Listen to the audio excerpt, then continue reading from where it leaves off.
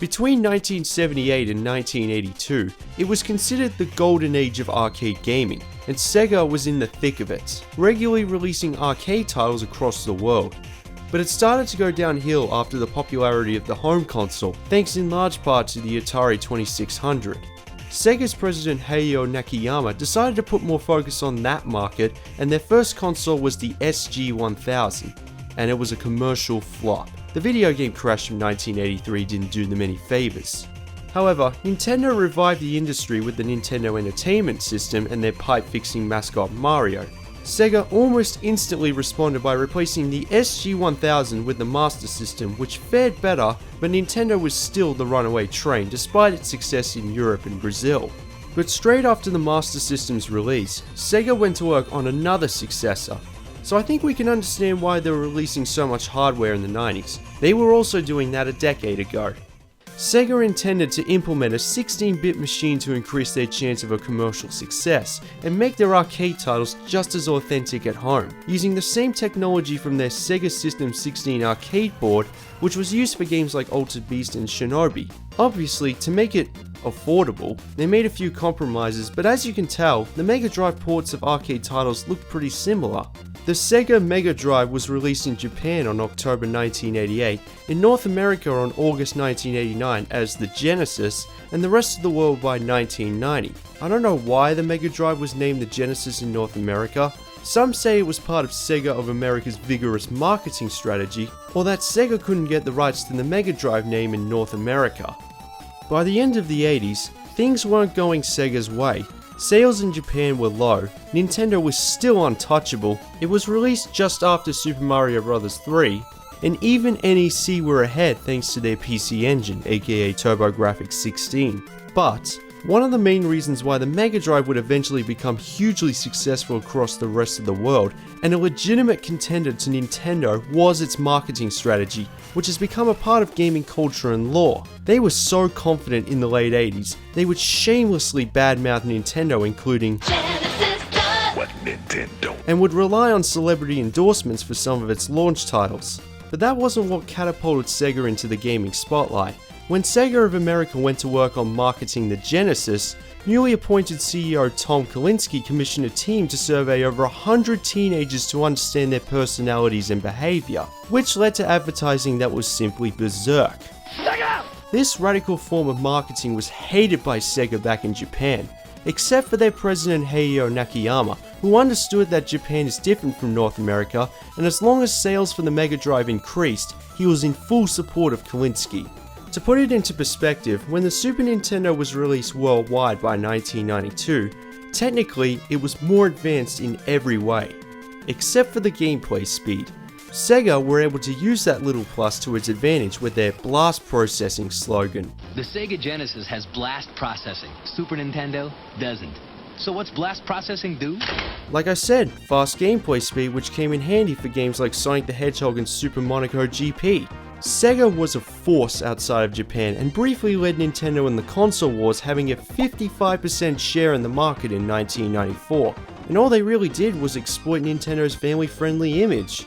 I can't remember exactly the first time I laid my eyes on a Mega Drive because it was the first video game console I played and owned, to my knowledge. I would usually play it at my grandma's house because we didn't have a video game console at the time. Then my parents came home one day with a big box with Toy Story all over it, and it was a Sega Mega Drive that came with the game Toy Story. As a kid, it was mind-blowing, and is now looked upon as a system pusher. I think it was the only game we had, and we always borrowed from other people. That's all I can remember. The Model 1 design was a system that completely stood out from the competition, even after the Super Nintendo was released in 1991. It was sleek, dark, and in 1989, more powerful than anything on the market. Combined with the aforementioned marketing campaign, it's a system you just couldn't live without. It has two controller ports, game goes here obviously, an on-off switch, reset, and a headphone jack which gives out stereo. You can also get a special cable to output stereo onto the TV. There's a slot for RF, and it can be modded for S-Video. The overall styling has aged so well, if you put it next to a PlayStation 4 or Xbox One, okay, maybe that doesn't work, but my point is that the styling was years ahead of its time. It's no wonder so many people bought one. Even the PAL version doesn't look too shabby either. Here's the controller. Well, it's from the 6-in-1 plug-and play I reviewed previously, but apart from the menu button, it's exactly the same. And surprisingly built as well. I've had this for over a decade and there's nothing wrong with it. You have 3 buttons and a D-pad, which makes this as simple as an NES controller. Only the select is replaced with another action button, and the D-pad has these diagonal edges, just like the Master System controller. It's a great controller, but I'm not a big fan of the bulkiness. Not the most comfortable thing in the world. The size of your hands will determine whether you like it or not. But don't be disappointed if it's the only thing you've got. In 1993, Sega re-released the Mega Drive with the Model 2 to be smaller and more cost-effective. Whenever I saw someone with a Mega Drive, this was the most common model. I think I've only ever seen 2 of the Model 1 versions in my life. This also has 2 controller ports. They've replaced the switch with a button, reset, and there's no headphone jack on this one, which doesn't matter because I never use headphones on a home console anyway. I've always wondered why the buttons were red because the Sega logo is blue. So I thought it always made more sense having a black console with Sega blue buttons, which makes it look a bit like a Model 1 PlayStation 2. Nitpicky, I know. At the back, you plug in your AV and power cable. After the Model 2 was released, they replaced the 3-button controller with a 6-button one, which has gone on a diet, meaning it can provide more purpose. Get it? You have 4 more buttons, X, Y, Z, and mode.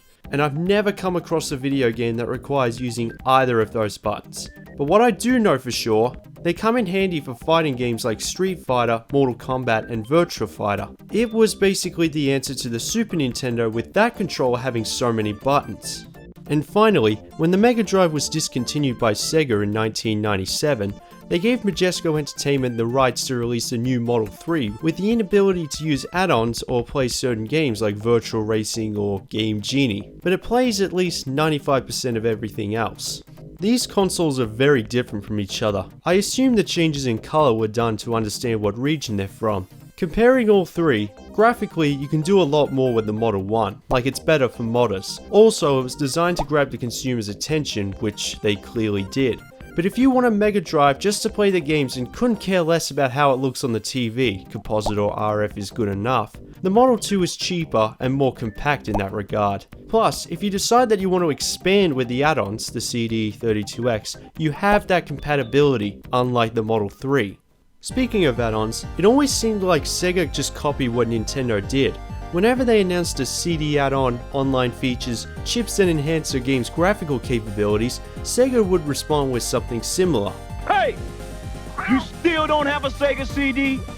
What are you waiting for, Nintendo to make one? Sega tried to increase the lifespan of the system with a CD and 32X, but we'll talk about those in the future because I don't have them yet and they deserve individual reviews. The least I can say is that these add-ons are the reason Sega aren't making consoles today. The Sega CDX combines the standard Mega Drive with the CD add-on. It's pointless to buy today unless you're a game collector because it's more expensive than this setup. You know what they should have done? Made the Sega Saturn backwards compatible with Mega Drive, CD and 32X games. I mean, why not use the memory RAM slot for game cartridges? I understand the Saturn is a complex system, but I guarantee you Sega would have sold multiple times more units if they made it backwards compatible.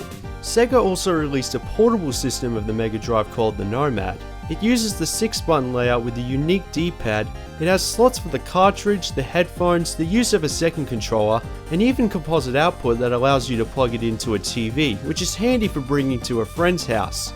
A good system, but unfortunately, almost every Nomad screen is fading away. It's too bulky to carry around, and the battery life is absolutely abysmal, even then, lasting less than an hour. And considering it was marketed as a portable system, these flaws defeat the purpose and is more useful as a collector's item for Sega fans. When the Mega Drive came out, the pack-in title was a port of Altered Beast, which I really don't care for. Welcome to your doom. At the time, the Mega Drive was the closest thing to an arcade machine at home until the Neo Geo stepped in, but a few titles outside the arcade would eventually be released exclusively, including The Revenge of Shinobi, Dynamite Headdy, Gunstar Heroes, Vector Man, Comic Zone, Castle of Illusion, World of Illusion, and 3 Fantasy Stars. So many great titles, and I'm only scraping the surface. Sega created a library of 897 games, which expands further than the Super Nintendo with 783 games. Because why? Nintendo had a reputation for being a third-party bully with their lock chips and always never providing enough for developers. So yeah, if you're complaining about the mini NES's lacking in supply, remember that Nintendo have been doing this for a very long time. The reason they're allowed to do that is because during the 8-bit era, Nintendo was the gaming industry with a share of over 90% in the market. When the Mega Drive started to increase in popularity around the world, third-party developers realized there was another popular console on the market, and they were treating their third-party developers better. Which is why big names like Capcom and Konami relented to Sega, releasing different versions of Contra, Castlevania, and Street Fighter 2 to name a few. It also allowed Sega to absolutely annihilate Nintendo in the sports genre. While the RPG genre was Nintendo's secret weapon, and yes, they were the better games in comparison, especially today, Sega were making a lot of money in the sports industry. Here's a perfect example. John Madden Football was a hit on the PC in 1988, and when the sequel came to consoles in 1990, Sega were able to license a port onto the Mega Drive a year before the Super Nintendo, probably because that console didn't come out until 1991 in North America, and it was very successful. Electronic Arts were one of the third-party publishers who helped the Mega Drive's popularity, and they believed that sports games will work better on the system over the Super Nintendo because of its blast processing. Even EA founder Trip Hawkins admitted that EA Sports wouldn't be where it is if it weren't for the Genesis. But if you're comparing how much it affected overall Mega Drive sales in a positive way, all of that is nothing compared to what is now the face of the company, Sonic the Hedgehog, and his rise onto the gaming scene and endless memes. The one thing I forgot to mention in my Sonic the Hedgehog review was not only was it a mascot designed to represent Sega, but it was also a response to Mega Drive owners who complained about games for being too short and repetitive, because most of them were just arcade games as Sega intended during launch. It was everything Sega was doing and what was cool in the early 90s. Sonic the Hedgehog became a pack-in title during its release and was a massive hit, selling over 4 million copies. Its sequel sold over 6 million, and Sega felt like they were on top of the world.